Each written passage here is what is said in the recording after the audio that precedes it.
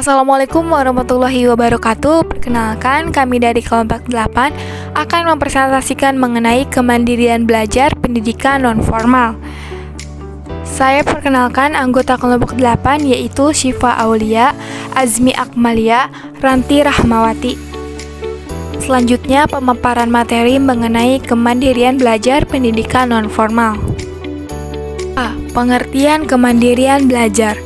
Mujiman berpendapat kemandirian belajar adalah kegiatan belajar aktif yang didorong oleh niat atau motif untuk menguasai suatu kompetensi guna mengatasi suatu masalah. Dibangun dengan bekal pengetahuan atau kompetensi yang dimiliki, baik dalam menetapkan waktu belajar, irama belajar, tempo belajar, cara belajar, maupun evaluasi belajar yang dilakukan oleh pembelajaran untuk melakukan kegiatan belajar yang didasari oleh niatnya untuk menguasai suatu kompetensi tertentu.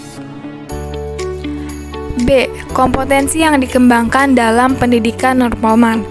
Ada beberapa catatan utama yang harus diperhatikan dalam pengembangan pendidikan non-formal atau provider berkaitan dengan pengembangan kurikulum. Diantaranya adalah kondisi peserta didik, kondisi sumber belajar atau tutor dan infrastruktur lainnya, lingkungan masyarakat di mana program pendidikan non-formal akan dikembangkan, daya dukung lain seperti pemerintah, tokoh masyarakat, dan lembaga organisasi masyarakat, dan kemampuan kerjasama dengan pihak lain dalam pengembangan program.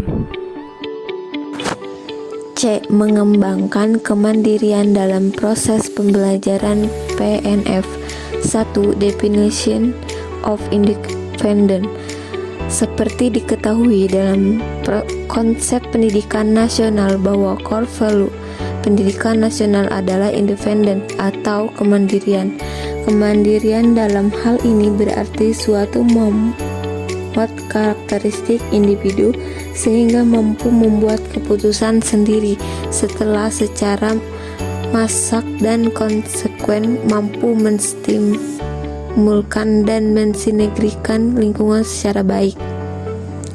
2. Peran pendidikan non-formal dalam menumbuhkan kemandirian peserta didik. Kemandirian dalam pendidikan luar sekolah berarti juga self-direction learning, karena berupa pengertian dasar dari self-direction learning, memberi acuan bagaimana warga belajar memiliki inisiatif untuk belajar, menganalisis kebutuhan belajar sendiri, mencari sumber belajar sendiri, memformulasi tujuan belajar sendiri, memiliki dan mengimplementasikan sinergi belajar, dan melakukan self-evaluation. Komponen-komponen tersebut merupakan dimensi bagaimana PNF membangun karakter kemandirian dalam diri peserta didik. 3. Faktor-faktor yang dapat meningkatkan kemandirian dalam PNF. Mengacu pada asumsi-asumsi tersebut, maka faktor yang terkandung dalam konsep pembelajaran pendidikan non-formal serta dianggap dapat meningkatkan kemandirian warga belajar adalah kegiatan pembelajaran pusat pada peserta didik. D. Bentuk-bentuk kemandirian belajar. Kemandirian belajar terbagi 3 bentuk kemandirian. Yang pertama, kemandirian emosional. Kemandirian yang menyatakan perubahan kedekatan hubungan emosional antar individu. Yang kedua, kemandirian tingkah laku, yaitu kemampuan mengambil keputusan tanpa tergantung kepada orang lain dan melakukan secara bertanggung jawab.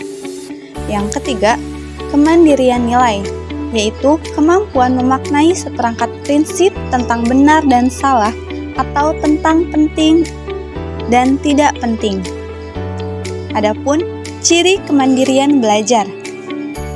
Kemandirian belajar mempunyai ciri-ciri sebagaimana disampaikan oleh Bambang Warsita. Adanya inisiatif dan tanggung jawab dari peserta didik untuk proaktif mengelola proses kegiatan belajarnya. Sedangkan Negoro menyatakan bahwa ciri-ciri kemandirian belajar adalah memiliki kebebasan untuk berinisiatif, memiliki rasa percaya diri, mampu mengambil keputusan, dapat bertanggung jawab, dan mampu menyesuaikan diri dengan lingkungan.